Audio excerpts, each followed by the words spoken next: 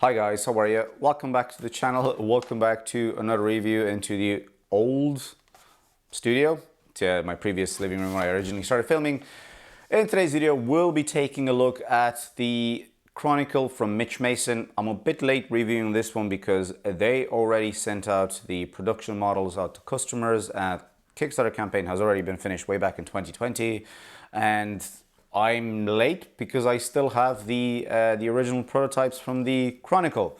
I have 3 watches to play around with. This should be fun. Let's get into it.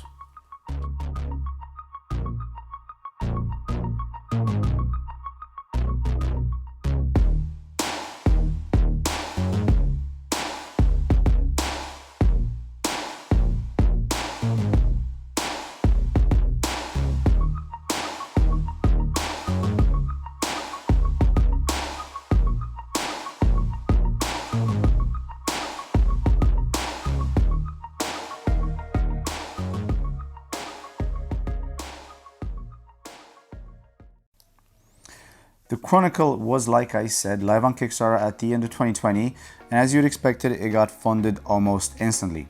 In my opinion, what made this so successful was a relatively fresh design that stood out, and it also came at a time when Kickstarter was a little quiet. And what I particularly liked the most is the size. Also, just as a bit of a disclaimer, as per usual, these being prototypes, they are slightly different than the production models, but not by much. Let's get some dimensions out of the way.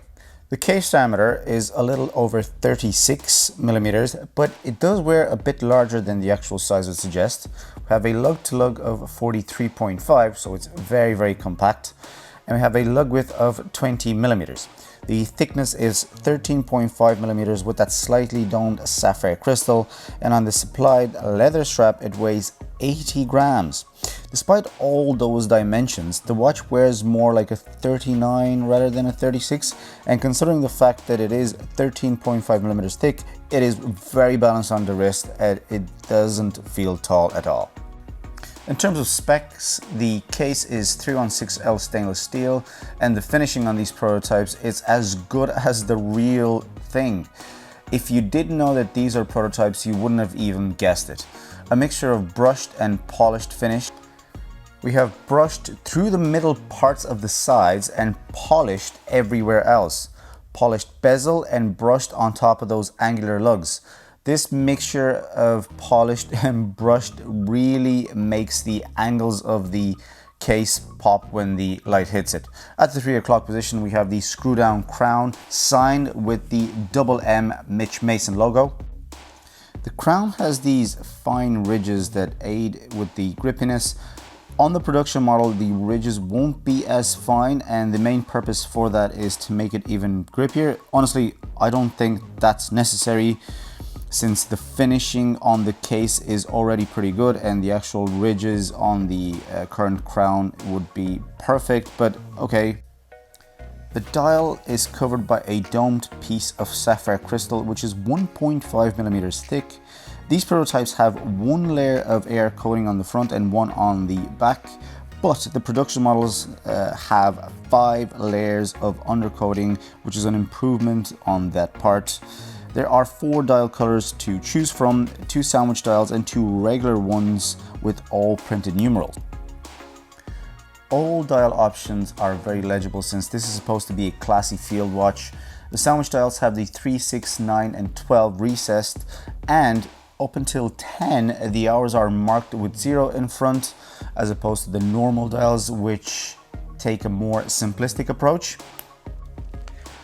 Printed at the 12, we have the M logo on the sandwich dials and just the words Mitch Mason on the regular dials. The hand design is something that I haven't encountered yet. So the hour hand looks more like a cathedral style tower or a tie knot. But one thing is for sure, they are different and they are unique. And another thing they will change on the production model is, well, they have changed already, is shortening the length of the second hand just to way down where it reaches the outer part of the second track. While we're on the subject, I personally prefer the variants with the all metal seconds hands as opposed to the other variants where you have the plastic ones. They're just different colors, and I just think that the metal ones suit the style of the watch a lot better. That's just me, that's just my opinion. Moving on to the Lume right now, this being a field watch should have a decent amount of Lume, and even these prototypes do a far better job than other production models that I've seen in other watches. Both dial variants shine very well, with the only differences being on the sandwich dial, where you have the 3, 6, 9 and 12 numerals also lumed. So if the Lume on the production models is as good or even better than these prototypes, then you should have nothing to worry about when it comes to nighttime legibility. Turning the watch around, we have the screw down case back with the usual spec sheet, and between this and the screw down crown, the watch has a stated water resistance of 200 meters. The case back has this interesting pattern that, to be honest, I don't know exactly what it's supposed to be, but it's well executed and actually looks really well. Let's talk about the movement. So the production model has a Miyota 9039, which is a high beat Japanese movement, 24 joules, 42 hours of power reserve, and a stated accuracy of -10 to +30 seconds per day. It's a sturdy movement, it's a good movement, but this watch at the moment costs $499. And I personally think it's a bit on the pricier end for a Japanese movement. I mean, I would happily pay the $50 or $75 plus on top of that for a Swiss movement, but hey, that's just my opinion. Let me know in the comment section below if you would prefer a Swiss movement instead of another $75 to $100 on the price. Moving on to the strap. The ones that I have for the review are all leather straps as they do come standard, but Mitch Mason does sell a metal bracelet as well for an additional $89 US. On the sandwich dials, you get a selection of either blue or brown Italian leather with white stitching, and you also get an option for this kind of distressed suede look. Both strap variants have silver polished and signed buckles on both. They both have quick release spring bars, which is something small, but it's to be expected at the price point. And one thing that I particularly like with these straps is this thick, large floating keeper. So it's just one. It's just so handy. I just like that you can move it around. You don't have to bend the strap every time you like to, like having two smaller ones every time you have to put your watch on. Nothing fancy, but again, I just like the simple things that make a huge difference.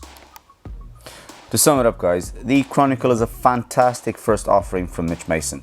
It's a bit on the pricier side of the spectrum for a micro brand and also for the movement offering, but I have to admit, everything about this screams quality, and they kind of make up for it with that. I mean, even these prototypes are so well made that they can easily pass as production models. I personally think that the size of the watch is another thing that they got right, but I want to know what you guys think. Let me know in the comment section below what you think about Mitch Mason and the Chronicle. Would you buy it? Would you not buy it? Would you pass? Was it a good deal? If you have one, let me know what you think. Thanks again for watching, guys. I will see you guys in the next video. Click a like, subscribe to the channel, and thanks again.